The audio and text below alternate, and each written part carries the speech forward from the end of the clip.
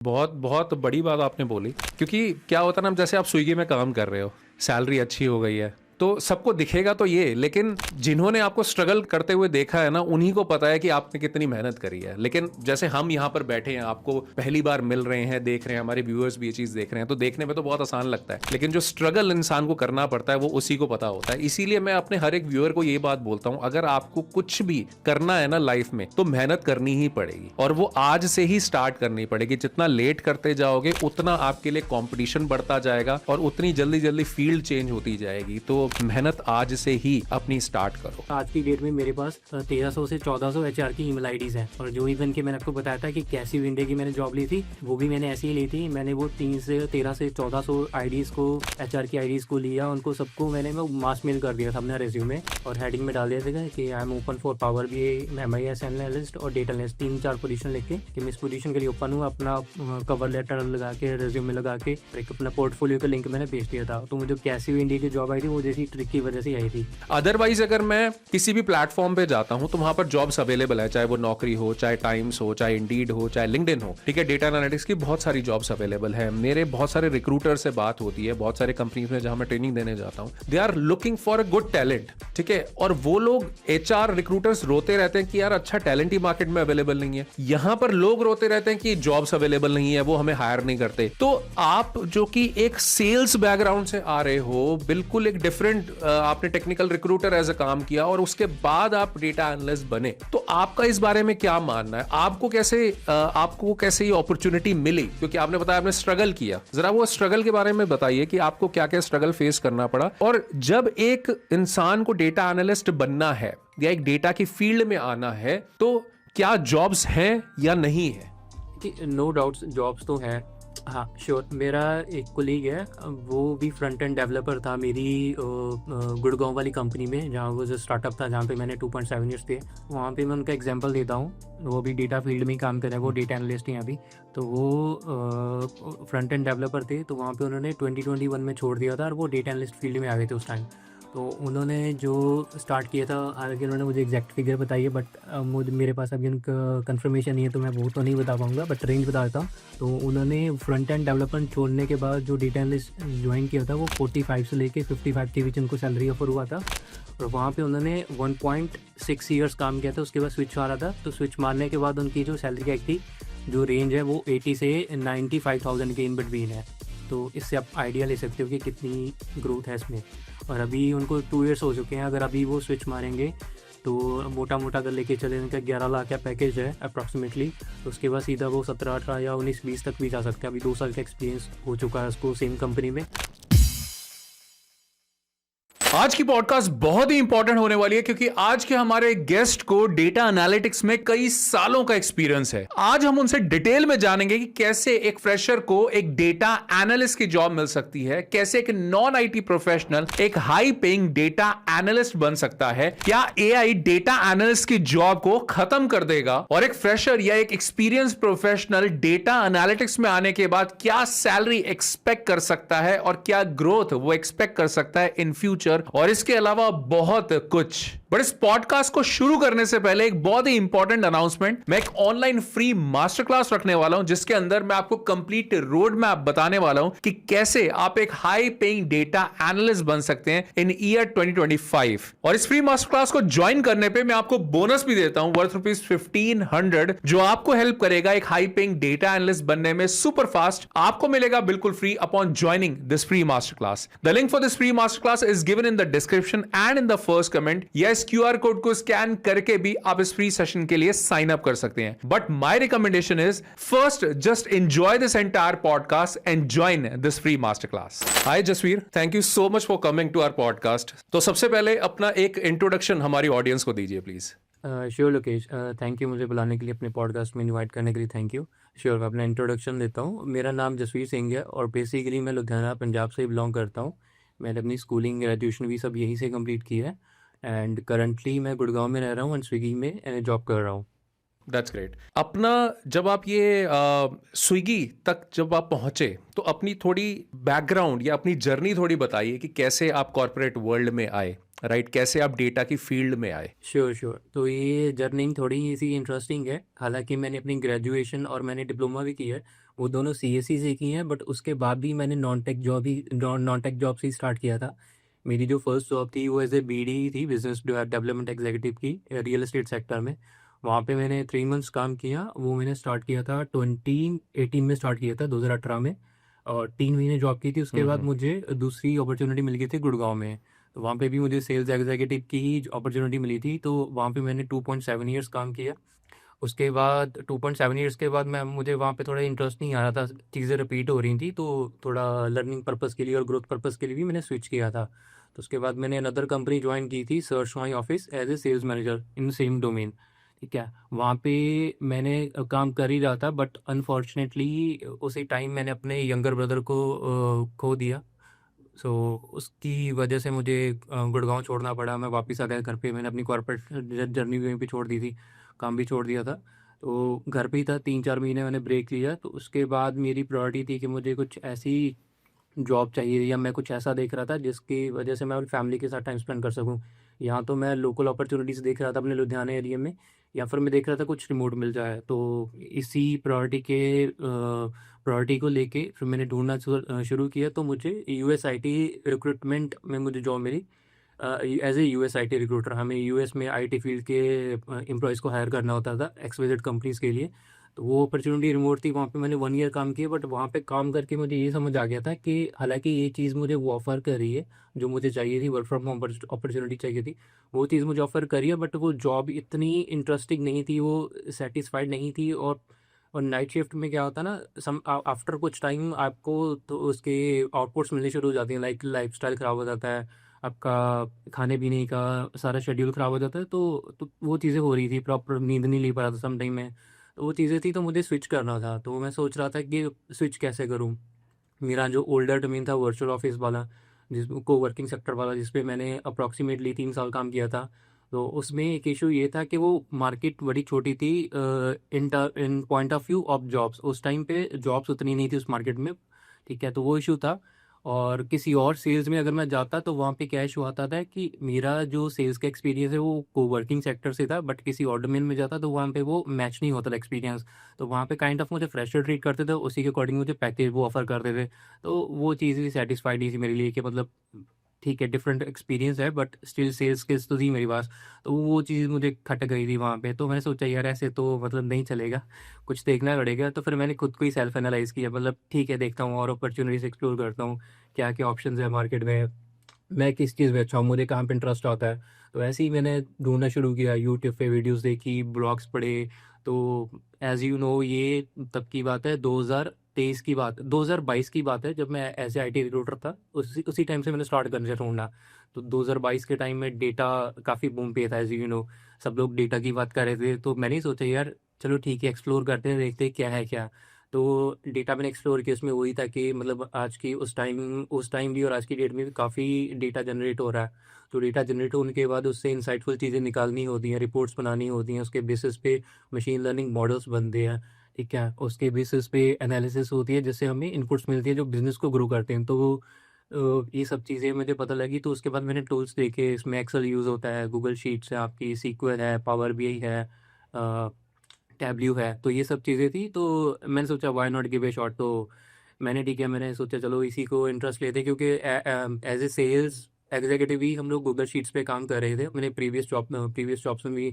तो Google sheet पे kind of data manage करना, मतलब अच्छा, मतलब इंटरेस्ट ही आता था, अच्छा लगता था गूगल शीट्स मैनेज करना, उससे पिवट टेबल्स बनाना, इनपुट्स निकालना। तो मतलब वो चीज़ें ठीक थी, मैंने की हुई थी, तो मुझे इसमें थोड़ा इंटरेस्ट था। मैंने सोचा चलो इसको स्टार्ट करते हैं। तो उसके बाद फिर मैंने प्लेटफॉर्म ढूंढने शुरू किए कि ऑफलाइन करूँ ऑनलाइन करूँ। एंड आफ्टर सम रिसर्च मैंने एक प्लेटफॉर्म को चूज़ किया, वो ऑनलाइन प्लेटफॉर्म था। तो वहाँ मैंने अपने आप को इनरोल कर लिया था 2023 में, फरवरी में। और अपनी जो आईटी रिक्रूटमेंट वाली जॉब थी उसको मैंने कम्प्लीटली छोड़ दिया था, क्योंकि उसमें वैसे ही मुझे मज़ा नहीं आ रहा था। और मैं अपना फुल टाइम, क्योंकि मुझे अपना जॉब चेंज करनी थी, चेंज करना था, डोमेन चेंज करना था। तो मैंने फुली फोकस उस पर दिया कि अब जिसमें जाना है इसी के ऊपर फुली फोकस देते हैं। और अपनी प्रीवियस जॉब को छोड़ के मैंने फुल टाइम उसमें इनरोल कर लिया।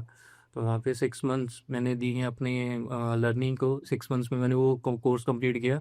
उसके बाद प्रोजेक्ट्स बनाए मैंने अपने, और उसके बाद फिर जॉब हंटिंग स्टार्ट कर दी। जॉब हंटिंग एक अलग स्टोरी है, उसमें भी काफ़ी अप्स एंड डाउन्स आए, but after some time luckily मुझे स्विगी में जॉब मिल गई। That's great, that's great. अच्छा, डेफिनेटली आपकी जर्नी बहुत इंटरेस्टिंग है। इनफैक्ट बहुत से अप्स एंड डाउन्स भी मुझे दिख रहे हैं। मुझे बताइए कि फैमिली में कौन कौन है? श्योर। सो फैमिली में अभी हमारे 5 मेंबर्स हैं। मेरे डैड गवर्नमेंट एम्प्लॉई हैं, वो अभी रिटायर हो चुके हैं। मॉम हाउस वाइफ है, स्टिल हाउस वाइफ हैं, बट वो साइमल्टेनियसली एक पीजी बिजनेस भी रन करती हैं। मेरा यंगर ब्रदर है, वो टैटू आर्टिस्ट है, उसकी खुद का बिजनेस है टैटूज़ का, टैटू पार्लर है उसका। And my wife, she is a front end web developer. वो भी आईटी डोमेन में ही है, वो फ्रंट एंड वेब डेवलपर है। Okay, great.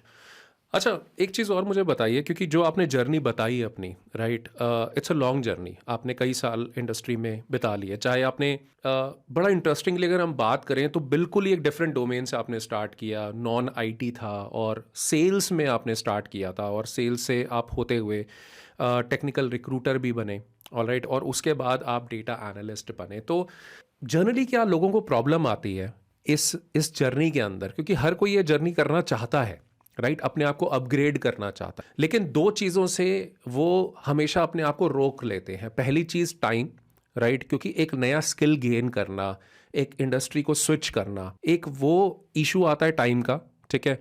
और दूसरी चीज़ मनी, क्योंकि आपने बताया कि जब आप एज अ टेक्निकल रिक्रूटर काम कर रहे थे तो आपने जॉब छोड़ दी, और छोड़ने के बाद आपने फुल्ली फोकस किया, लर्निंग करी 6 महीने तक, 8 महीने तक, और फिर आपकी जॉब लगी as a data analyst, right. तो ये दो चीज़ें लोग नहीं कर पाते because of the responsibilities, job नहीं छोड़ सकते। तो एक तो टाइम का इशू हो गया, और दूसरा मनी अरेंज करना, राइट, क्योंकि जब इंसान काम करता है, कहीं पर जॉब करता है, तो कमाई लिमिटेड होती है इनिशियली, और इतनी लिमिटेड होती है कि बस हैंड टू माउथ वाला होता है। तो पैसे लर्निंग में लगाना, तो ये दोनों चीज़ें आपने कैसे मैनेज करी? तो मेरे केस में क्या था, मेरे केस में सबसे बड़ा जो मेरे लिए चैलेंज था वो यही था कि मतलब स्विच करना है। मैंने भी ये डिसीज़न लेते लेते कि हाँ डोमेन छोड़ के दूसरे में जाना है, मैंने 3 से 4 महीने ले लिए थे। तो 3 से 4 महीने मेरा थॉट प्रोसेस चलता था, मैं जाऊँ ना जाऊँ, जाऊँगा तो क्या होगा, कैसे होगा, बिल्कुल नई चीज़ है, मुझे कुछ भी नहीं पता है। तो वो खुद से ही फाइट चलती रहती है आदमी की अपने ही दिमाग में, तो वो चीज़ें थी। बट एक बार डिसीज़न ले लेते हो ना आप, ये मेन स्टेप यही होता है जो मुझे लगता है, मेरे एक्सपीरियंस है कि डिसीज़न लेने वाले एक बार आप डिसीज़न ले लेते हैं ना, उसके बाद चीज़ें सॉर्ट हो जाती हैं। सेम मेरे केस में भी हुआ, मैंने भी डिसीज़न लेने में टाइम लिया, बट जब डिसीज़न ले लिया तो मैंने फिर सर्च किया कि फॉर एग्जांपल अगर मैं अपनी जॉब कंटिन्यू करता हूँ या कुछ एक्स वाई जेड और पकड़ लेता हूँ साथ के साथ, तो मैं कोर्स कैसे कर पाऊँगा। तो मैंने वैसे ऑप्शंस ढूँढने शुरू किए थे जो वीकेंड्स पे क्लासेस देती हूँ, या वीकेंड्स पे अपना मैं सेशंस अटेंड कर सकूँ, तो वैसे ऑप्शंस ढूँढने शुरू किए। सो अगर ये सेम इशू किसी और को भी है कि वो जॉब के साथ करना चाहता है, तो वो भी ऐसे ऑप्शंस ढूँढ सकते हैं कि वो जॉब के साथ-साथ वीकेंड्स पे क्लासेस होती हैं, मॉर्निंग बैचेस होते हैं, इवनिंग बैचेस होते हैं। बहुत सारे प्लेटफ़ॉर्म्स हैं, ऑनलाइन भी हैं, आई बिलीव ऑफलाइन भी होंगे। तो वहाँ पे उनका वो डाउट रिज़ॉल्व हो जाएगा, वो वहाँ उनको ऑप्ट कर सकते हैं। एंड सेकंड चीज़ है जो मनी वाइज़, ठीक है? तो इसके भी फर्दर 2 ऑप्शंस हैं। मेरे केस में क्या था, मुझे पता था, मैंने डिसीज़न ले लिया था, मुझे करना था, तो मैंने सेविंग्स कर ली थी अपने अकॉर्डिंगली। 7 से 8 महीने की वैसे सेविंग्स करके रखी थी, कितनी मुझे फ़ीस थी वो भी पता है, प्लस मेरे फाइनेंशियल एक्सपेंसेस कितने हैं, वो सब मैंने पहले से ही प्लान कर लिया था। उसके बाद ही मैंने छोड़ा था, ऐसा नहीं कि छोड़ दी अब ठीक है अब देखते हैं कर लेंगे, वैसा नहीं था। तो मेरे केस में मैंने वो चीज़ किया था। दूसरे केस में आप क्या कर सकते हो कि आप कुछ भी अपनी जो जॉब है वो कंटिन्यू कर सकते हो, ठीक है? अगर वो जॉब आपको छोड़नी है एक्स-वाई-जेड से, ठीक है? तो आप कुछ कोई भी और जॉब पकड़ लो, कोई एचआर पकड़ लो, कुछ सेल्स कुछ भी पकड़ लो आप। वो जॉब करते रहो Monday to Friday, Saturday Sunday अपनी क्लासेस पे दो, आपका फाइनेंशियल सर्कल भी चलता रहेगा, प्लस आप लर्निंग भी करते रहोगे, ठीक है? मतलब वो डिपेंड करता है पर्सन टू पर्सन, उसको कैसे वो सूट करती हैं चीज़ें। तो मतलब ये 2-3 ऑप्शंस हैं, आप इनमें से आप अपनी मतलब कोई भी सिचुएशन के अकॉर्डिंग चूज़ कर सकते हैं, ठीक है? तो मेरे अकॉर्डिंग मेरे केस में ये चीज़ काम आई थी कि मैंने अपनी प्लेटफॉर्म वो चूज़ किया था जो मंडे और सैटरडे और संडे वाला हो, वहाँ पे क्लासेस दी। एंड सेकंड मैंने अपने लिए प्लानिंग करके सेविंग्स करके रखी थी, तो वहाँ से मुझे हेल्प मिल गया था। बहुत बढ़िया जसवीर। मतलब अगर मैं इस पर्टिकुलर पार्ट को कंक्लूड करूं तो 2-3 चीज़ें हमारी ऑडियंस के लिए बहुत ज़्यादा ज़रूरी हैं। एक तो जसवीर ने प्लानिंग करी, फाइनेंशियल प्लानिंग अपनी रखी ताकि वो किसी पे डिपेंडेंट ना रहे, राइट, फाइनेंशियली। और दूसरा, time management is very very important. जैसे वीकेंड्स पे ये बात कर रहे हैं, and I am sure Jasvir, आपने शायद, क्या आपने वीकडेज में भी आप टाइम देते थे आफ्टर ऑफिस आवर्स, ऐसा होता था? हाँ, हाँ, श्योर। एक बार ना जब आप स्टार्ट कर लेते हैं चीज़ों को, तो मुझे मतलब जैसे ही मैंने स्टार्ट किया था कोर्स, तो मुझे बड़ा इंटरेस्ट आने लगा था। शुरू में मैंने स्टैटिस्टिक्स से स्टार्ट किया था, फिर सीक्वल स्टार्ट किया था। तो मैं वीकडेज़ पे भी हमें असाइनमेंट मिलती थी, मतलब मंडे टू फ्राइडे का टाइम होता था कि आपको असाइनमेंट कंप्लीट करनी है। तो उससे क्या होता है, अगले हम लोग टच में भी रहते हैं, जो हमने प्रैक्टिस किया, जो हमने चीज़ें सीखी हैं, तो उसको हम प्रैक्टिस कर सकते हैं, तो वो भी चीज़ रहता था। प्लस उसके अलावा खुद से इंटरेस्ट जब बन जाता है, तो अपने आप टाइम इंसान ढूँढ लेता है, चाहे वो जॉब कर रहा हो, कैसे भी कर रहा हो, वो आधा घंटा, 1 घंटा ढूँढ के सिस्टम पे बैठ ही जाता है। तो मैं भी वो सेम चीज़ कर रहा था। मैं तो हालाँकि चलो फुल टाइम उसी को कर रहा था, तो मैं फुल पूरा अपना टाइम देता था। मैं असाइनमेंट्स करने के बाद भी मैं खुद से ही करता रहता था कि इसके सिमिलर कुछ और चीज़ें कर सकूँ, ताकि मेरी वो स्किल्स डेवलप हो जाए। राइट, तो हमारे व्यूअर्स के लिए एक बहुत इंपॉर्टेंट पॉइंट है कि अगर आप टाइम निकाल सकते हो, अगर आप अपनी जॉब छोड़ करके बिल्कुल कॉन्फिडेंट होकर स्विच करना चाहते हो, तो आप कर सकते हो। फाइनेंशियली अपने आप को थोड़ा बफर लेके आपको चलना पड़ेगा, 5-6 महीने का बफर लेकर चलिए, उतना आप अपने पास सेविंग रखिए। लेकिन अगर नहीं भी ये कर सकते तो कोई इशू नहीं है, क्योंकि बहुत से लोग क्या करते हैं कि डेली बेसिस पे 1 से 1.5 घंटा 2 घंटा अपना बांध लेते हैं आफ्टर ऑफिस आवर। मैंने अपनी खुद की जर्नी भी ऐसे ही स्टार्ट करी थी। अपने ऑफिस आवर्स के बाद मैं रात को 1-1 बजे तक बैठता था अपने काम को लेकर, राइट। तो ये करना पड़ता है, अगर एक्स्ट्रा ऑर्डिनरी रिजल्ट आपको चाहिए तो एक्स्ट्रा ऑर्डिनरी मेहनत भी करनी हमें पड़ती है। हाँ, बिल्कुल लोकेश, बिल्कुल। इवन आप अगर अभी मैं सेम डोमेन में हूँ, अगर मुझे यहीं से अपग्रेड करना है, तो अभी मेरे लिए सिचुएशन चेंज हो चुकी है। अभी मैं जॉब छोड़ के लर्न नहीं करने जा सकता। अभी मुझे अपनी जॉब के साथ ही टाइम देना पड़ेगा, तो ये करना पड़ता है हमें, अगर अगर हमें अपग्रेड करना है, नई स्किल्स अडेप्ट करनी है, तो सिचुएशन पे भी डिपेंड करता है। राइट। अच्छा जसवीर, एक चीज़ मुझे बताइए, इफ़ यू आर कंफर्टेबल, मुझे आप बता सकते हैं कि आपकी सैलरी की जर्नी कितनी रही है? क्योंकि जनरली ये देखा गया है कि अगर जो इन डिमांड स्किल्स होते हैं या इन डिमांड रोल्स होते हैं, जैसे डेटा एक बहुत इन डिमांड फील्ड है, तो जो लोग स्विच करते हैं नॉन डेटा से डेटा के अंदर ना, तो उनकी सैलरी बहुत अच्छी अप्रिशिएट होती है, जंप होती है। तो आपकी अगर मैं बात करूं जो जर्नी रही है, बिकॉज मैंने भी आपका लिंक्डइन प्रोफाइल ओपन किया हुआ है, मैं वही देख रहा हूँ, तो स्टेप बाय स्टेप थोड़ा बता सकते हैं सैलरी या सैलरी रेंजेस की क्या थी आपकी, ताकि हम समझ सकें कि क्या ग्रोथ हुई आपकी financially. Sure, sure, sure, no problem. तो मैंने सबसे पहले स्टार्ट किया था एज ए बीडी, एक कंपनी में, इन्वेस्टर्स क्लीन कंपनी थी नोएडा की, रियल एस्टेट में। तो वहाँ पे मैंने मेरी फर्स्ट जॉब थी, वहाँ से स्टार्ट किया था। तो वहाँ पे मेरा जो पैकेज था वो 18,000 पर मंथ का था। तो वहाँ से मैंने स्टार्ट किया था। आफ्टर दैट मुझे 3 मंथ्स में ही दूसरी अपॉर्चुनिटी मिल गई थी गुड़गांव के स्टार्टअप में।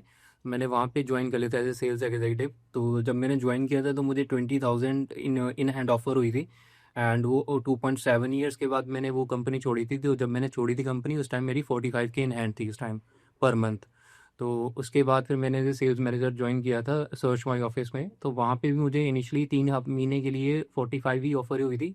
आफ्टर प्रोबेशन पीरियड वो मुझे 50K देने वाले थे, बट एट दैट टाइम मेरा भाई की वजह से वो हमने उनको खो दिया था, तो उसकी वजह से मैंने वो जॉब छोड़ दी थी। बट वहाँ पे 45 इनिशियली मुझे वो दे रहे थे, और बाद में 50 होने वाली थी।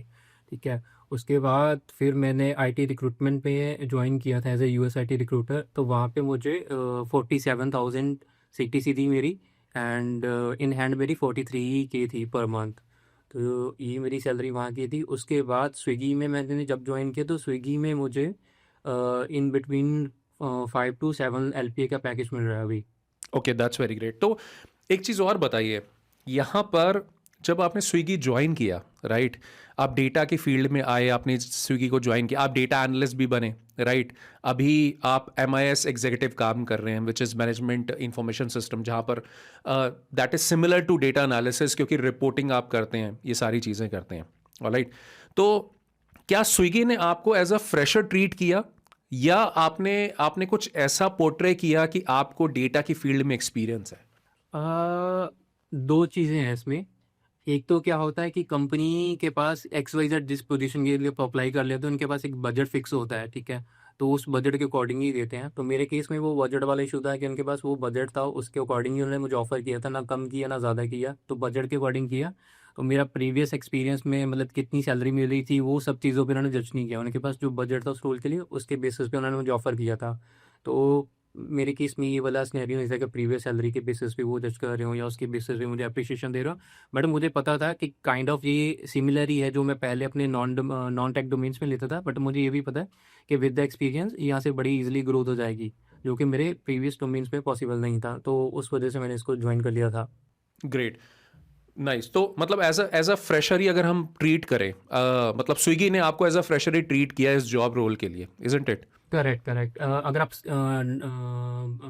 अपना डोमेन वाइज देखें तो डोमेन वाइज तो उन्होंने मुझे एज ए फ्रेशर ही काउंट किया, बट अगर एज एम्प्लॉय वाइज देखें तो yes, kind of experience candidate की तरह उन्होंने मुझे, मतलब इंटरव्यू भी वैसे ही लिया था कि अपने प्रीवियस जॉब्स के ऊपर पे भी क्वेश्चंस पूछे थे, वहाँ पे क्या यूज़ करता था, वो सब चीज़ें पूछी थी। तो मुझे लगता है कि डोमेन वाइज तो वैसे मुझे फ्रेशर ही वो ट्रीट करते हैं। अभी कुछ नई चीज़ें होती हैं टीम में तो मुझे सिखाते हैं कि अच्छा इसको ऐसे करना है, वैसे करना है। तो मुझे दोनों मिक्सअप फीलिंग आती है वहाँ पे, कि मुझे वो डोमेन को लेके एज ए फ्रेशर ट्रीट करते हैं कि हाँ ठीक है, इस डोमेन में नया है, तो वो जो वो चीज़ें सिखाते भी रहते हैं। कहीं हेल्प लगती है मुझे मैनेजर की, टीएल की, तो हेल्प करते हैं। बट इंटरव्यू का एक्सपीरियंस वो मिक्सअप था। उन्होंने मेरी प्रीवियस जर्नी को लेके भी जो मेरी जॉब्स थी उनके बेसिस पे भी क्वेश्चंस पूछे थे, तो काइंड ऑफ मिक्स था मेरे लिए। But salary wise you can say कि हाँ उन्होंने मुझे फ्रेशर ट्रीट किया। राइट। तो अगर व्यूअर्स के लिए मैं बात करूं इन जनरल, तो अगर आपके पास कोई प्रीवियस एक डिफरेंट डोमेन से भी आप आ रहे हो, कहीं पर जॉब करी है, तो वो एक्सपीरियंस वेस्ट नहीं जाता। जैसे जसवीर के केस में ऐसा हो रहा है, क्योंकि यहाँ पर क्या होता है ना कि कॉरपोरेट कल्चर भी कोई चीज़ होती है, कम्युनिकेशन भी कोई चीज़ होता है, जो कि आप हर एक रोल में सीखते हो, जिसको कंसिडर किया जाता है नेक्स्ट जॉब्स के अंदर। एक फ्रेशर जो बिल्कुल ही फ्रेशर होता है, कॉलेज पास आउट होता है, उसको कॉर्पोरेट कल्चर के बारे में नहीं पता होता, कम्युनिकेशन के बारे में नहीं पता होता, बिजनेस कम्युनिकेशन होता है, ठीक है, एटिकेट्स होते हैं। तो ये अगर आप कहीं पर भी जॉब करते हो तो वहाँ से आपको एडवांटेज मिलती है और नेक्स्ट जॉब में वो अप्रिशिएट किया जाता है, कंसिडर किया जाता है, राइट। अच्छा, अब जसवीर हम बात करते हैं टूल से। तो बेसिकली वही दो मेजर जो कोर स्किल्स हैं। एक्सेल तो एक एवरग्रीन स्किल है, चाहे आप कोई भी, इनफैक्ट आपकी जब से जर्नी स्टार्ट हुई होगी, I am pretty much sure excel तो आप तब से ही यूज़ कर रहे होंगे डेफिनेटली। कि किसी भी जगह आप जाते हैं एक्सेल तो यूज़ होता ही होता है। अच्छा, व्यूअर्स के लिए मैं यहाँ पर एक मिनट एक पॉइंट यहाँ पर बोलना चाहता हूँ। जो आप देख रहे हो ये पॉडकास्ट, इस पॉडकास्ट को अभी पॉज करो और नीचे कमेंट सेक्शन में ज़रा बताओ कि अभी आपका डोमेन क्या है, और अगर आप डेटा की फील्ड में स्विच करना चाहते हो, राइट, तो अभी आपके पास स्किल सेट क्या है, ताकि मैं उस कमेंट को रीड कर सकूं और आपको गाइड कर सकूं फर्दर कि आपको क्या क्या स्किल्स रिक्वायर्ड होंगे। ऑलराइट, तो अगर आप इंटरेस्टेड हो डेटा की फील्ड में आने के लिए तो कमेंट ज़रूर करना। अच्छा जसवीर, तो यहां तक हमारी बात हुई कि क्या क्या स्किल्स रिक्वायर्ड होते हैं। I am pretty much sure, see Swiggy is a very big brand, right. तो और जहां से आपने स्टार्ट किया है बहुत लोअर लेवल से, तो आपकी सैलरी अच्छी खासी, मतलब ठीक ठाक अभी तक बढ़ चुकी है, लेकिन आई एम प्रीटी मच श्योर यहाँ से आपकी ग्रोथ स्काई रॉकेट होने वाली है। क्योंकि एक चीज़ तो मैं आपके बारे में समझ चुका हूँ कि आपका माइंड बहुत ज़्यादा ओपन है और आप रिस्क जो टेकिंग एबिलिटी है वो आपके पास है, तभी आपने स्विच कर पाया। तो आई एम प्रीटी मच श्योर की ग्रोथ बहुत अच्छी होने वाली है। तो यहाँ तक आके आपकी फैमिली का क्या रिएक्शन है? फैमिली का टू बी वेरी ऑनेस्ट मेरे ऊपर मतलब शुरू से ही फ्री हैंड था। मतलब ऐसा फैमिली वाइज, मतलब मैं कोई भी डिसीजन लेता था, चाहे वो जॉब के रिगार्डिंग हो जाए, इन पर्सनल कुछ भी हो, तो मुझे वहाँ से कोई इशू नहीं था, वो सपोर्ट ही मिला है। और मतलब उनको यही था कि मतलब जिसमें मैं सेटिस्फाई हूँ, तो उन लोगों को वो चीज़ से कोई इशू नहीं था। मतलब वो उनका प्रेशर नहीं था मेरे ऊपर। उनका एक्सपीरियंस भी अच्छा ही है, चलो ठीक है। मतलब जो मैं चीज़ करना चाहता था, जो मेरी जर्नी देखी उन्होंने, 1 डेढ़ साल की जर्नी थी जिसमें पहले मैंने जॉब छोड़ी, पहले क्लासेस लगाता था, फैमिली फंक्शन होता था, फ्रेंड्स की पार्टी होती थी, वो सब पार्टी कर रहे थे, मैं घर पे क्लासेस लगा रहा होता था। वो सब चीज़ें उन्होंने देखी हैं। और उसके बाद फिर उन्होंने मुझे जॉब हंटिंग के टाइम भी देखा कि मैं सुबह उठता था, लैपटॉप पे बैठता था, मतलब सुबह बैठा हूँ, शाम को बैठा हूँ, रात को बैठा हूँ, जॉब से अप्लाई कर रहा हूँ। तो वो सब चीज़ें देखी। उसके बाद जब जॉब मिल गई तो डेफ़िनेटली उनको अच्छा लगता है, उनको काफ़ी अच्छा लगता है, खुशी फ़ील होती है, मतलब खुशी होती है उनको। और मतलब अच्छा लगता है उनको काफ़ी। राइट, बहुत बहुत बड़ी बात आपने बोली।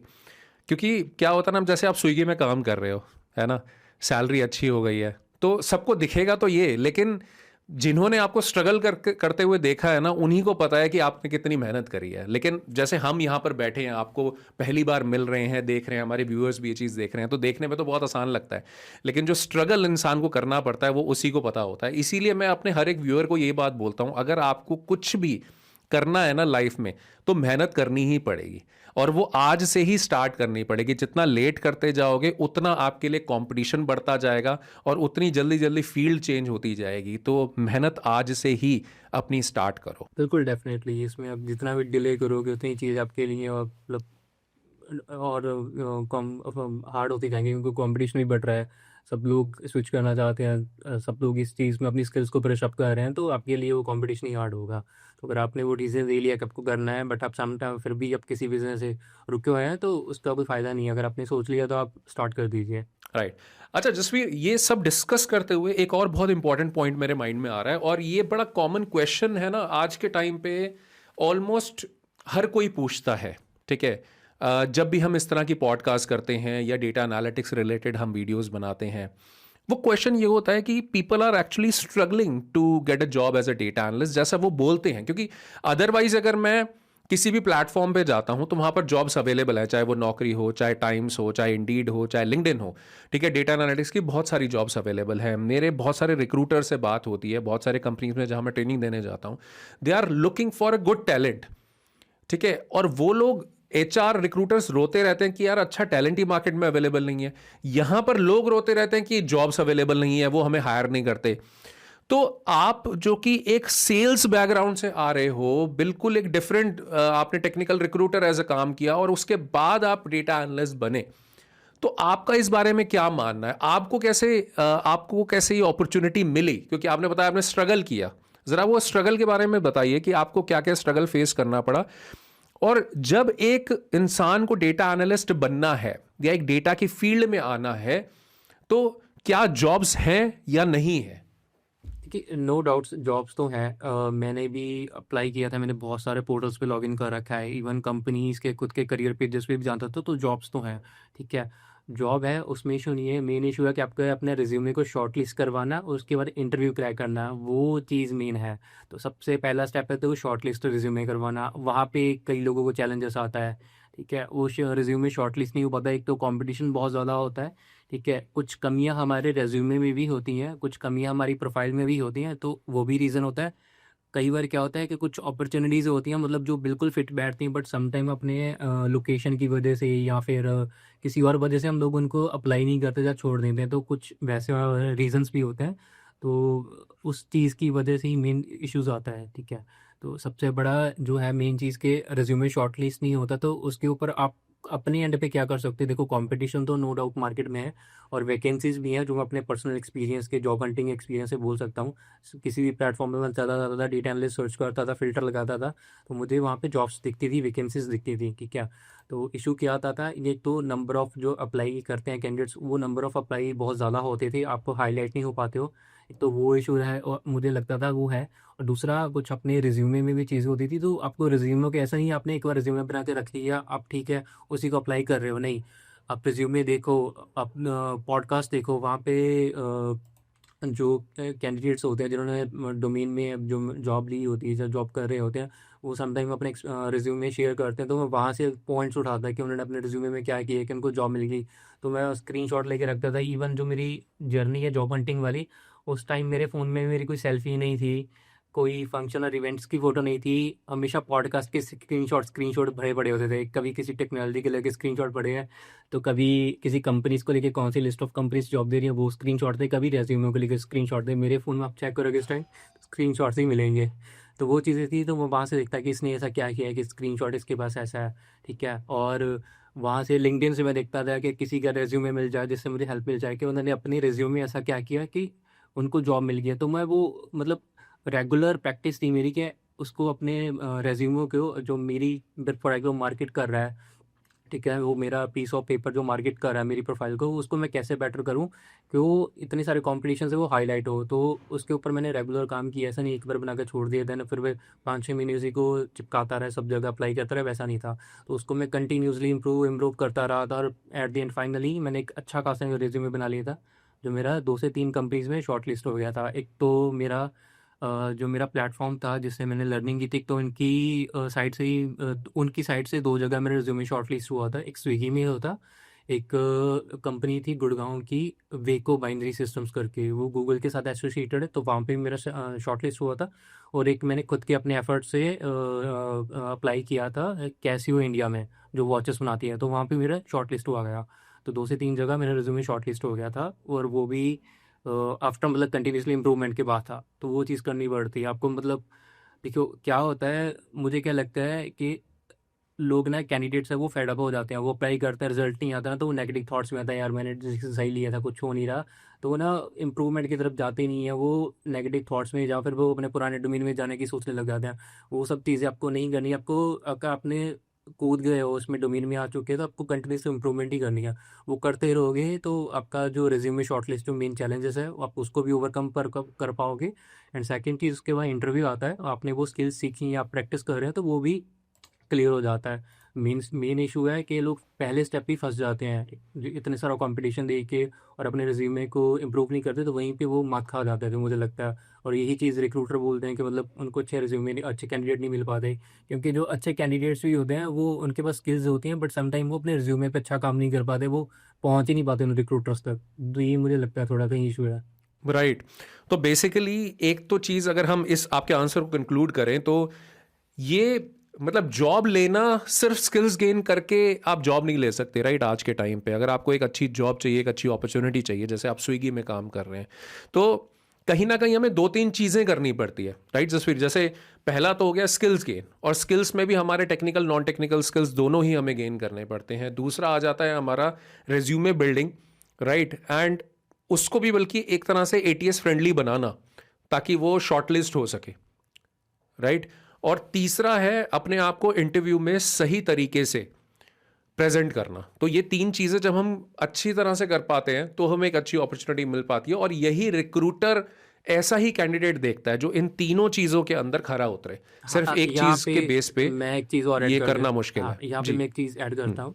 आई होप आपको यहां तक बहुत सारी इंफॉर्मेशन मिल रही है regarding data analytics field. As I mentioned earlier, मैं एक ऑनलाइन फ्री मास्टर क्लास रखने वाला हूं जिसके अंदर मैं आपको डिटेल में कंप्लीट रोड मैप बताऊंगा कि कैसे आप एक हाई पेइंग डेटा एनालिस्ट बन सकते हैं। और इस फ्री मास्टर क्लास को ज्वाइन करने पे मैं आपको बोनस भी देने वाला हूं worth ₹1500। So first enjoy this podcast and then join this free session. The link is given in the description and in the first comment. मैं एक चीज़ और ये ऐड करना मुश्किल है यहाँ पे जी। मैं एक चीज़ ऐड करता हूँ कि अगर आप इरिस्पेक्टिव आप डेटा एनालिस्ट की फील्ड में जा रहे हो या फिर आपको ठीक है कोई डेटा इंजीनियरिंग में जाना है या किसी सॉफ्टवेयर इंजीनियर में जाना है, तो आप ये मत करो कि आप अपनी स्किल्स को ही मास्टर करो, आपको रिज्यूमे में भी मास्टरी करनी पड़ेगी। अपनी रिज्यूमे को भी वैसा दिखाना पड़ेगा कि आप वहाँ उस गेट तक, उस डोर तक आप नॉक कर पाओ, वहाँ तक पहुँच पाओ। तो ऐसा नहीं है कि आपने स्किल्स में मास्टरी कर ली इसके बाद आप अप्लाई कर रहे हो, कुछ मिल नहीं रहा, तो ऑब्वियसली अगर आप ऐसा करोगे तो ऐसा ही होगा, आपको नहीं अपॉर्चुनिटीज़ मिलेंगी, आपका रिज्यूमे शॉर्टलिस्ट नहीं होगा। आपको रिज्यूमे के ऊपर भी मास्टरी करनी पड़ेगी, तो तभी आपको अपॉर्चुनिटीज़ राइट, मिलेंगी। क्योंकि रेज्यूमे आपका फर्स्ट इंप्रेशन है, इजंट इट। Correct correct. अच्छा जसवीर, मेरा नेक्स्ट क्वेश्चन, अगेन ये बहुत ही कॉमन क्वेश्चन है आज के टाइम पे, बड़ा ही kind of a futuristic question है ये, कि AI जॉब्स लेने वाला है डेटा फील्ड की। अगर हम बात करें डेटा एनालिस्ट की, बहुत से लोग ये चीज़ बोलते हैं। आपका इस चीज़ पे क्या मानना है, क्योंकि आप ऑलरेडी इस फील्ड में काम कर रहे हैं? नहीं, मेरे ख्याल से तो नहीं लेगा, क्योंकि जो AI है, जो ये मॉडल्स बनाते हैं, जो AI को ट्रेन करता है, तो वो भी डेटा के बेसिस पे ही ट्रेन करते हैं, तो डेटा जॉब्स तो नहीं लेगा। बाकी कुछ छोटी मोटी जॉब्स हैं जो मेरे ख्याल से जिनके ऊपर ऑब्वियसली थोड़ा इम्पैक्ट पड़ेगा, बट डेटा फील्ड की तो नहीं जाएंगी जहाँ तक मुझे लगता है, क्योंकि AI को बनाने के लिए भी, उसको ट्रेन करने के लिए भी डेटा ही लगता है, और वो डेटा आपको शुरू में देना पड़ता है। ऐसा नहीं है कि AI खुद से ही डेटा ले लेगा, खुद से सीख लेगा, खुद ही डेवलप कर लेगा, वो उस लेवल पे भी नहीं है, उसको ट्रेन करना पड़ता है, डेटा देना पड़ता है। तो डेटा की जॉब्स में तो कोई इशू नहीं है कि वो डेटा की जॉब्स ले लेगा। राइट, मतलब ह्यूमन इंटरवेंशन तो रहेगी और उसके लिए जॉब्स रहेंगी, तो इसीलिए उस AI बात के लिए डरने की बात हाँ, नहीं है। AI क्या कर देगा, हमारे लिए थोड़ी चीज़ें आसान कर देगा। मतलब जो चीज़ें पहले मैनुअली थी, जहाँ हमें मैनुअली चीज़ें करनी पड़ती हैं, उनको थोड़ा AI की हेल्प से वो चीज़ें मतलब ऑटोमेटिकली उनसे जनरेट करवा लेंगे। मतलब थोड़ा जो ह्यूमन जो पार्ट है उसको कमांड्स देने वाला, तो वो थोड़ा कहीं ना कहीं वो ईजी हो जाएगा, बट वो ह्यूमन इंटरवेंशन तो रहेगी, वो नहीं जाएगी। मतलब राइट, मतलब एक तरह से जो लेबर वर्क होता है वो हमारा कम हो जाएगा, क्रिएटिव वर्क हमारा ज़्यादा बढ़ जाएगा। Great great. अच्छा, आपने जितना जॉब लेने में स्ट्रगल किया है तो आई एम प्रीटी मच श्योर आपकी बहुत अच्छी खासी लर्निंग हुई होगी, राइट, और उससे हमें कुछ सीखने को ज़रूर मिलने वाला है, इसीलिए मैं कुछ रिलेटेड क्वेश्चन पूछने वाला हूँ। उसमें पहला क्वेश्चन तो ये है कि आपने लिंक्डइन का कैसे यूज़ किया, because we all know this and understand this कि लिंक्डइन एक ऐसा प्लेटफॉर्म है जो कि प्रोफेशनल्स के लिए सबसे मेन प्लेटफॉर्म है, ठीक है, सबसे ज़्यादा अपॉर्चुनिटीज़ वो लेकर आता है। तो आपने उसका कैसे यूज़ किया, और उससे रिलेटेड 2 या 3 बहुत इंपॉर्टेंट टिप्स हमारे व्यूअर्स को दो, जिससे उनको जॉब लेने में आसानी हो? श्योर, 2 से 3 क्या मतलब जितने भी मैंने टिप्स एंड ट्रिक्स थी मेरे पास, मैं आपको सब बताता हूँ। तो लिंक्डइन में सबसे पहले जी। तो क्या था, जब मैं सेल्स एग्जीक्यूटिव था, इवन के यूएसआईटी रिक्रूटर था, तो वो लिंक्डइन मतलब ऐसे ही ठीक है, मतलब हफ्ते में एक आधी बार खोला बंद कर दिया, वैसे काइंड ऑफ था। लॉगिन करके रखा हुआ था, प्रोफाइल बना के रखी हुई थी, इवन उसको मैंने इम्प्रूव भी नहीं किया, कुछ भी नहीं किया था। तो अपना कोर्स कंप्लीट होने के बाद सबसे अच्छी बात क्या थी, जिस प्लेटफॉर्म से मैंने किया था, तो उन्होंने मेरी लिंक्डइन को भी इम्प्रूव कराया। उसमें क्या हेडलाइंस रखनी है, मतलब क्या कीवर्ड्स होने चाहिए, कैसे अपनी प्रोफाइल को शोकेस करना है, वो सब चीज़ें, कैसी प्रोफाइल फ़ोटो होनी चाहिए। तो अब सबसे पहले तो वो चीज़ें की थी। उसके बाद जो मैंने खुद से चीज़ें की हैं कि मैंने एक तो अपना नेटवर्क बढ़ाया, कनेक्शंस बढ़ाए। कनेक्शंस में मैंने जो डेटा फ़ील्ड के लोग हैं, उनको ऐड करना शुरू किया। पहले मैं ये कर रहा था, बट बाद में मुझे समझ आया कि ये वो भी मतलब कुछ लोग ऐसे ही थे जो मेरी तरह जॉब ढूँढ रहे थे, तो उनसे मुझे कुछ ख़ासी हेल्प हो नहीं रही थी। तो फिर मैंने अपने डेटा फ़ील्ड के लोगों को छोड़ के, एम्प्लॉइज़ को छोड़ के, या जो एस्पिरेंट्स हैं उनको छोड़ के मैंने एचआर्स को टारगेट किया। मतलब मैं गुड़गाँव में पहले जॉब कर चुका हूँ, 3-4 साल रह चुका हूँ, तो मैंने लिंक्डइन पे क्या करता था, लिंक्डइन पे आईटी एचआर करके सर्च मारता था, जितने भी एचआर है, आईटी फील्ड से रिलेटेड सब आ जाते हैं, उन सबको ऐड करता था। एक तो वो ट्रिक थी मेरी, ठीक है, वो करता था। दूसरा क्या करता था, अगर कहीं भी मुझे लिंक्डइन पे की पोस्ट मिल जाती थी कि कोई डेटा एनालिस्ट की वैकेंसी है, या फिर अपना पावर बीआई की डेटा फील्ड से रिलेटेड कोई भी वैकेंसी है, तो मैं उसका देखता रहा वो जॉब किसने पोस्ट की है, किस कंपनी ने पोस्ट की है। अगर कंपनी ने पोस्ट करी होती थी तो कंपनी के पीपल्स में जाके उसके एचआर्स को ढूंढता था, उनको ऐड करता था। अगर किसी एचआर ने की है तो उसको डायरेक्टली ऐड करता था, एक तो वो चीज़ करता था। ठीक है, अप्लाई करना ना करना, उस एचआर को ऐड करना ना करना वो अलग बात है, बट आप एचआर को मैसेज करना ना करना वो अलग बात है। बट अगर आप एचआर वो कनेक्शन में होगा, कल को वो कोई जॉब पोस्ट करेगा तो आपको इमीडिएटली नोटिफिकेशन आ जाएगी। ठीक है, तो ये भी काफ़ी हेल्प करती है कि आपको किसी वैकेंसी का कब पता चलता है। आपको वो अगर 4 दिन बाद वैकेंसी का पता चलेगा, आपको नोटिफिकेशन आएगी, तो ऑब्वियसली आप वो मतलब एक तो वो फ्रेशनेस खत्म हो जाती है, और तब तक एचआर के पास प्रोफाइल्स पहुंच जाती है। तो एक तो वो चीज़ करता था कि मुझे इमीडिएटली पता चलता था, तो मैं एचआर्स को ऐड करता था। पहले मैंने गुड़गांव के एचआर्स को टारगेट किया, फिर दिल्ली और नोएडा के टारगेट एचआर्स को टारगेट किया, उसके बाद फिर बेंगलोर को किया, हैदराबाद को किया। जो मेन जहाँ मुझे लगता था कि टेक की अपॉर्चुनिटीज़ हैं, डेटा एनालिस्ट की अपॉर्चुनिटीज़ हैं, उन सबको मैंने ऐसे टारगेट किया। ठीक है, सेकंड जो जॉब पोस्ट होती थी उसका देखता था, वो जॉब किसने पोस्ट की, कंपनी ने की या एचआर ने की, उनको ऐड करता था। ठीक है, वो ट्रिक अप्लाई की थी मैंने। उसके बाद तीसरा मैंने एक और ट्रिक अप्लाई की थी। मेरी एक दोस्त ही थी, मतलब कलीग थी, वो भी एचआर फील्ड में थी। तो उससे मैं क्या करता था कि एचआर्स का ईमेल्स आईडीज़ लेने की कोशिश करता, क्या मुझे अगर एचआर के आपके कनेक्शन में है, मुझे ईमेल आईडीज़ दे सकते हैं, वो दे दो। ऐसी सेम चीज़ मैंने 1-2 एचआर्स मतलब जिनकी मैं रेगुलरली पोस्ट लाइक करता था या कमेंट्स करता था, तो उनसे काइंड ऑफ कनेक्शन बन गया था। तो उनको भी मैं सेम मैसेज करता था कि हाय, मतलब जसवीर साइड भी कनेक्टेड सिंस दिस लॉन्ग, अगर आपके पास if you know some HRs और if you have some email ID, so if you can help me. तो मैं उनसे वो एचआर की आईडी लेने की कोशिश करता था। और आज की डेट में मेरे पास 1300 से 1400 एचआर की ईमेल आईडीज़ हैं। और जो इवन के मैंने आपको बताया था कि कैसी इंडिया की मैंने जॉब ली थी, वो भी मैंने ऐसे ही ली थी। मैंने वो 13 से 1400 आईडीज़ को, एचआर की आईडीज़ को लिया, उनको सबको मैंने वो मास मेल कर दिया था अपना रेज्यूमे, और हेडिंग में डाल दिया था कि I am open for power BI, MIS analyst और डेटा एनालिस्ट, 3-4 पोजीशन लिख के कि मैं इस पोजीशन के लिए ओपन हूँ। अपना कवर लेटर लगा के, रेज्यूमे लगा के, और एक अपना पोर्टफोलियो का लिंक मैंने भेज दिया था। तो मुझे कैसी इंडिया की जॉब आई थी, मुझे इसी ट्रिक की वजह से ही आई थी। तो ये 3-4 चीज़ें करता था कि एचआर की आईडी जितनी मिल सके वो लेने की कोशिश करता था। नेटवर्क में जितने एचआर्स को ऐड कर सकूँ, जितने मैनेजर्स को ऐड कर सकूँ, हाँ, मैनेजर्स को भी ऐड करता था मैं। मतलब जैसे मेरे केस में मेरे स्विगी में ही मैनेजर हैं, ऐसे और कंपनीज़ में भी मैनेजर हैं जो डेटा फील्ड में हैं, जो डेटा एनालिस्ट मैनेजर हैं, डेटा साइंटिस्ट मैनेजर लेवल पे हैं, पावर बीआई मैनेजर लेवल पे हैं, उन सबको मैं ऐड करने की कोशिश करता था। तो मैंने अपना मुझे याद है 600 से 700 कनेक्शंस थे मेरे सितंबर 2023 के आसपास, जब मैंने लिंक्डइन पे काम करना शुरू किया था। और आज की डेट में मेरे पास 43 और 4400 के आसपास कनेक्शंस हैं। तो ये चीज़ें करता था मैं, कनेक्शंस ऐड करने। और कनेक्शंस में ऐसे नहीं रैंडमली ऐड करने, पहले मैं रैंडमली करता था, बाद में फिर मैंने मैनेजर्स और एचआर्स को टारगेट किया, और एचआर्स की ईमेल आईडीज़ की लेने की भी कोशिश की मैंने। वो आपकी मतलब कनेक्शंस, मतलब इंटरेक्शन के ऊपर, आप किसी से कनेक्शन बिठाते हो, किसी का पोस्ट रेगुलर लाइक करते हो, और बाद में इनको रीच आउट करते हैं तो दे देते हैं, हेल्प कर देते हैं। तो ये 3-4 चीज़ें मैं करता था। ग्रेट जसवीर। अच्छा, मैं व्यूअर्स को एक चीज़ बताना चाहता हूँ। देखिए व्यूअर, ये बात समझिए, आप पॉडकास्ट अभी देख रहे हैं, इस पॉडकास्ट को रिकॉर्ड करने में, एडिट करने में, ठीक है, और जितना टाइम जसवीर यहाँ पर दे रहे हैं, ये टाइम अपनी सेल्फ लर्निंग पे दे सकते थे वो, मतलब he is contributing a lot, ठीक है। I am putting my time over here, ठीक है, we are putting a lot of resources. आपका भी थोड़ा बहुत फर्ज बनता है यहाँ पर, ऑलराइट। अगर आप लर्निंग कर रहे हैं, जैसे अभी जसवीर ने 5-6 ट्रिक्स बताई लिंक्डइन को यूज़ करने की, तो ज़रा कमेंट सेक्शन में आप इन सारी ट्रिक्स को मेंशन कर देना, ताकि कोई और व्यूअर आकर पढ़ेगा तो सामने उनको सारी ट्रिक्स दिखेंगी और उनकी हेल्प होगी, ठीक है। So let us contribute to the society right now. अच्छा जसवीर, मेरा नेक्स्ट क्वेश्चन है, and thank you so much, आपने इतनी अच्छी डिटेल में हमें टिप्स दी लिंक्डइन को यूज़ करने की, बहुत इंपॉर्टेंट प्लेटफॉर्म है। तो इसीलिए व्यूअर्स को एक और भी चीज़ मैं बोलना चाहता हूँ कि जो आपका आफ्टर ऑफिस आवर्स चिल्स है ना, उनको थोड़ा कम करो, नेटफ्लिक्स को थोड़ा कम करो और लिंक्डइन के ऊपर ज़्यादा टाइम स्पेंड करना स्टार्ट करो if you are looking for a better opportunity. अच्छा जसवीर, एक चीज़ और बताइए, डेटा की फील्ड में आने के लिए what is more important, degree और स्किल्स?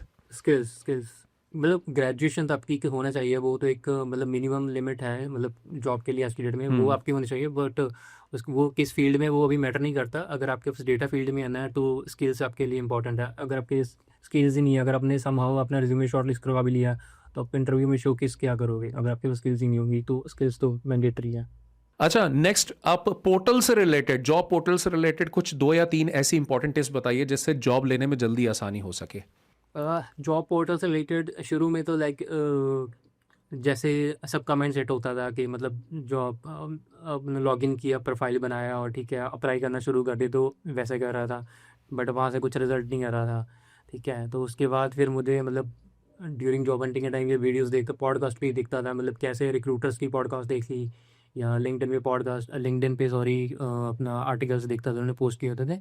तो कुछ रिक्रूटर्स ने बताया था कि आपको प्रोफाइल अपडेट करनी होती है, तो मैंने वो चीज़ इम्प्लीमेंट की। अपनी प्रोफाइल को हेडिंग में जाके अपनी जो हेडलाइन होती है उसको हटा दिया, हटा के कुछ चेंजेस करके सेव कर दिया ताकि वो अपडेशन में ऊपर है, वो चीज़ करता था। उसके अलावा जितने मैक्सिमम पोर्टल मुझे मतलब मैं ढूंढ सकता था, सारे पोर्टल्स के ऊपर अपना लॉगिन रखा ताकि मेरी रीच ना कम हो, मैं हर जगह अवेलेबल हूँ, हर जगह प्रेजेंट हूँ, सब जगह दिखूंगा तभी तो कोई ना कोई उठाएगा। अगर मैं दिखूंगा लिमिटेड प्लेटफॉर्म्स पे तो वैसे ही मेरा ऑप्शन कम हो जाएगा रीच पहुंचने तक का, रिक्रूटर्स तक। तो एक तो मैंने अपनी प्रेजेंस को सब जगह फैला दिया था कि सब जगह मैं ही दिखूँ, और दूसरा अपडेशन में अपने आप को ऊपर रखता था। और तीसरा, कई लोग क्या करते हैं कि मतलब रिजल्ट नहीं आते हैं तो वो पोर्टल को छोड़ना बंद कर देते हैं। मैं कहता हूँ आप पोर्टल यूज़ करना बंद मत करो। इंस्टेड ऑफ एक दिन में 50 जॉब अप्लाई कर रहे हो, उसकी बजाय आप दिन में 5 जॉब ही अप्लाई करो, बट उसको कंसिस्टेंसी में करो। आज 5 करो, कल 5 करो, परसों 5 करो, और आउटपुट को दिमाग से निकाल दो। आपका काम है अप्लाई करना, अप्लाई करके छोड़ दो, भूल जाओ, सो जाओ, नेक्स्ट डे उठो, रिपीट करो, फिर सो जाओ, फिर रिपीट करो। तो मैंने ये माइंडसेट बना लिया कि उठना है, जॉब अप्लाई करनी, सो जाना है। आउटपुट तो वो रिक्रूटर के हाथ में या रिज्यूमे के ऊपर है, किसी को मतलब शॉर्टलिस्ट करेगा तो अपने रीच करेगा। तो ऐसे करके माइंडसेट बना लिया था मैंने कि 50 नहीं करूँगा और आउटपुट की मतलब एक्साइटेड नहीं होऊंगा या डेस्परेट नहीं होऊंगा कि आउटपुट क्यों नहीं आ रहे, कुछ चेंजेस नहीं करूँगा, उसको कंसिस्टेंसी रखूँगा। तो 2 चीज़ें हैं, ठीक है, वो जो मतलब मेन कंक्लूड करता हूँ मैं। एक तो सभी पोर्टल्स पे अपना प्रोफाइल बनाओ, अपनी रीच, अपनी प्रेजेंस दिखाओ सब जगह। दूसरा, कंसिस्टेंसी बना के रखो, ठीक है, कंसिस्टेंसी बना के रखो। ऐसा नहीं है कि रिजल्ट नहीं आ रहा है तो अपने पोर्टल बंद कर दिया, बंद मत करो, उसको यूज़ करते रहो, वो आपको फ़ायदा ही देगा। वो और कुछ नहीं तो आपका रिज्यूमे रिक्रूटर्स तक पहुंचेगा। वो शॉर्ट लिस्ट नहीं भी करेंगे या कुछ नहीं भी करेंगे तो एटलीस्ट उनके पास ये तो होगा कि कोई प्रोफाइल पड़ी है जसवीर नाम की, जो डेटा लिस्ट है, आज नहीं तो कल वो आपको रीच कर सकते हैं। सेम मेरे साथ अभी इंसिडेंट हुआ है, बट वो पोर्टल से नहीं, वो करियर पेज से होता। मैंने इन्फोसिस में अप्लाई किया था, 2023 में ही किया था, दिसंबर के आसपास, और मुझे अभी लास्ट मंथ ही वहाँ से शॉर्ट लिस्ट की मेल्स आ रही हैं वहाँ पे कि मेरा रिज्यूमे शॉर्ट लिस्ट हो गया है। तो अगर आप आज अप्लाई करते हो, आज अपॉर्चुनिटी नहीं है, तो 2 महीने बाद, 3 महीने बाद, तो कभी ना कभी अगर अपॉर्चुनिटी होती है तो उनके वो डेटाबेस में रहता है, वो आपको रीच करते हैं, ठीक है। तो ये आप कंसिस्टेंटली करो, तो अप्लाई करो और सब पोर्टल्स पे रीच रखो, और थोड़ा थोड़ा अपडेट कर सकते हो ताकि अपडेशन में वो ऊपर है, वो करते रहो। डेली नहीं कर सकते हो तो 2-3 दिन बाद अपडेट कर दिया कुछ ना कुछ, 2-3 दिन भी नहीं कर सकते तो वीकेंड्स पे सैटरडे संडे को कर दिया करो। ये 2-3 ट्रिक्स ही, ज़्यादा कुछ नहीं है इसमें। ये करते रहोगे तो आपकी प्रोफाइल ऊपर रहेगी और चांसेस हैं कि आपका रिज्यूमे शॉर्ट लिस्ट हो जाए और आप ज़्यादा से ज़्यादा रिक्रूटर तक पहुँच पाओगे। राइट, क्योंकि मेरा भी यही मानना है कि अपना काम करते रहो, राइट, अपॉर्चुनिटीज अपने आप आ जाएगी, आज नहीं तो कल आएगी, कल नहीं तो 2 महीने बाद आएगी, हाँ, आएगी इवन जरूर, इवन लेकिन हम लोग रेडी होने चाहिए जी। सॉरी, इवन मुझे डिलॉयट से भी अभी मुझे याद आया बात करते करते, डिलॉयट से भी मुझे ईमेल आया था, वहाँ पे मेरा शॉर्ट लिस्ट हुआ था, और ये दूसरा इन्फोसिस से, दो जगह मेरा शॉर्ट लिस्ट हुआ था। और शॉर्ट लिस्ट वो तभी हुआ था अगर मैंने अप्लाई किया, अगर अप्लाई ही नहीं करता, लिमिटेड प्लेटफॉर्म भी रहता था, तो वो कभी नहीं आता। तो वो ये अपना सब जगह अप्लाई करो। एब्सोल्युटली, बहुत बढ़िया, बहुत बढ़िया। अच्छा, मुझे एक चीज़ बताइए, अगर मैं सैलरी पॉइंट ऑफ व्यू की बात करूं, आपने अपनी सैलरी शेयर करी हमारे साथ, thank you so much for that. लेकिन अगर मैं बात करता हूं एक फ्रेशर की, राइट, अगर एक फ्रेशर डेटा एनालिस्ट बनना चाहता है तो इनिशियली वो क्या सैलरी पैकेज एक्सपेक्ट कर सकता है मिनिमम, राइट? और अगर हम इसमें सैलरी ग्रोथ की बात करें तो if you have some experience और knowledge on to this part, तो क्या आप शेयर कर सकते हैं क्या क्या सैलरी पैकेजेस आगे एक्सपेक्ट कर सकते हैं एक डेटा एनालिस्ट? हाँ, श्योर। मेरा एक कोलीग है, वो भी फ्रंट एंड डेवलपर था मेरी गुड़गांव वाली कंपनी में, जहाँ वो जो स्टार्टअप था, जहाँ पे मैंने 2.7 ईयर्स थे। वहाँ पे मैं उनका एग्जांपल देता हूँ। वो भी डेटा फील्ड में ही काम कर रहा है, वो डेटा एनालिस्ट हैं अभी। तो वो फ्रंट एंड डेवलपर थे, तो वहाँ पे उन्होंने 2021 में छोड़ दिया था, और वो डेटा एनालिस्ट फील्ड में आ गए थे उस टाइम। तो उन्होंने जो स्टार्ट किया था, हालांकि उन्होंने मुझे एग्जैक्ट फिगर बताई है, बट मुझे मेरे पास अभी उनका कंफर्मेशन नहीं है, तो मैं वो तो नहीं बता पाऊँगा, बट रेंज बता देता हूँ। तो उन्होंने फ्रंट एंड डेवलपमेंट छोड़ने के बाद जो डेटा एनालिस्ट ज्वाइन किया था, वो 45 से लेके 55 के बीच उनको सैलरी ऑफर हुआ था। और वहाँ पे उन्होंने 1.6 ईयर्स काम किया था, उसके बाद स्विच मारा था। तो स्विच मारने के बाद उनकी जो सैलरी आई थी, जो रेंज है, वो 80 से 95,000 के इन बिटवीन है। तो इससे आप आइडिया ले सकते हो कि कितनी ग्रोथ है इसमें। और अभी उनको 2 ईयर्स हो चुके हैं, अगर अभी वो स्विच मारेंगे तो मोटा मोटा अगर लेके चले, उनका 11 लाख का पैकेज है अप्रॉक्सीमेटली, तो उसके बाद सीधा वो 17-18 या 19-20 तक भी जा सकते हैं। अभी 2 साल का एक्सपीरियंस हो चुका है उसको सेम कंपनी में, प्लस 1.5 ईयर्स का प्रीवियस एक्सपीरियंस है, तो टोटल 3.5 ईयर्स से एक्सपीरियंस है। तो मिनिमम 18-20 LPA तो वो जा सकते हैं बड़े आराम से। मतलब अगर हम इस एग्जाम्पल के थ्रू जाएं तो हर 2 साल के अंदर 100x ग्रोथ हो रही है, राइट? मतलब डबल की ग्रोथ यहां पर हो रही है, राइट? क्योंकि पहले उनका पैकेज करीबन 6 LPA का था, जो करीबन 11 to 12 LPA हुआ 1.5 ईयर्स में, और अब एक्सपेक्टेशन ये है कि जो अराउंड 11 to 12 LPA है, वो करीबन 20 LPA तक जा सकता है अगेन 2 ईयर्स के अंदर। सो दैट्स ग्रेट, क्योंकि data is the new oil, right? और वो हर जगह इस चीज़ की ज़रूरत है। एक लास्ट क्वेश्चन जसवीर आपसे मेरा, फ्यूचर ऑफ डेटा एनालिटिक्स, इसके बारे में थोड़ा बताइए। फ्यूचर ऑफ डेटा एनालिटिक्स, मैं ज़्यादा दूर की तो नहीं सोचता, बट मुझे लगता है कि डेटा एनालिटिक्स का फ्यूचर 10 से 15 साल का, मतलब if I am not wrong, जो मुझे लगता है, जहाँ जितना मेरी समझ है, मतलब 10 से 15 साल तो सेफ है। उसके बाद क्या ट्रेंड आएगा, क्या पैटर्न चेंज होगा वर्ल्ड वाइड, वो तब की बात है। बट 10 से 15 साल तो भी है इसका फ्यूचर, मतलब जो मुझे दिख रहा है, जो लग रहा है मुझे। Alright, that's great, that's it Jasvir, thank you so much. बहुत लंबी हमने पॉडकास्ट करी, और उसका सबसे बड़ा रीज़न ये है कि आप नॉलेज के भंडार हैं, क्योंकि जितना आपने स्ट्रगल किया है, जितना आपने मेहनत करी है, इसी वजह से पॉडकास्ट बड़ी हुई है। क्योंकि मेरे मन में और भी क्वेश्चंस आते जा रहे हैं, लेकिन मुझे पता है कि ऑडियंस के पास, व्यूअर्स के पास जनरली इतना टाइम नहीं हो पाता कि वो 1 घंटे से ज़्यादा का वो स्टे बैक कर सकें और लगातार फोकस के साथ देख सकें, क्योंकि बहुत सारे काम हमारी लाइफ में होते हैं करने के लिए। तो for that reason I am going to end this podcast. But एक चीज़ ज़रूर है कि नियर फ्यूचर में मैं आपको दोबारा रिक्वेस्ट करूँगा, जब तक आप थोड़ा और एक्सपीरियंस और गेन करेंगे और नॉलेज गेन करेंगे, आपकी लाइफ में और नई चीज़ें आएंगी, राइट? तो वो जर्नी ज़रूर हमारे साथ दोबारा आप शेयर करिएगा हमारे प्लेटफॉर्म पे। आज सीरियसली बहुत कुछ सीखने को मिला है। I am pretty much sure कि हमारी ऑडियंस को बहुत कुछ समझने, सीखने को मिला होगा डेटा एनालिटिक्स फील्ड के लिए, डेटा फील्ड के लिए, राइट?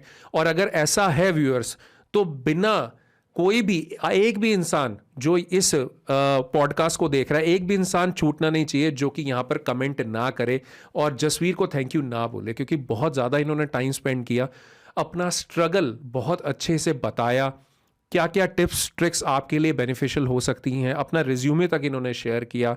तो इस चीज़ के लिए इस पॉडकास्ट को तो लाइक आपको करना ही है, बिना लाइक किए मत जाना, ऑलराइट?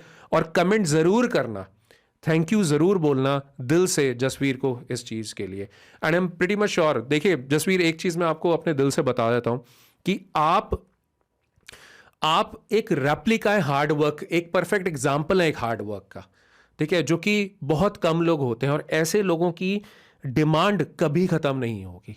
तो इसीलिए व्यूअर्स, अगर आप ये पॉडकास्ट देख रहे हो, मेरे चैनल पे रेगुलर हो ना, तो हार्ड वर्क करना स्टार्ट करो।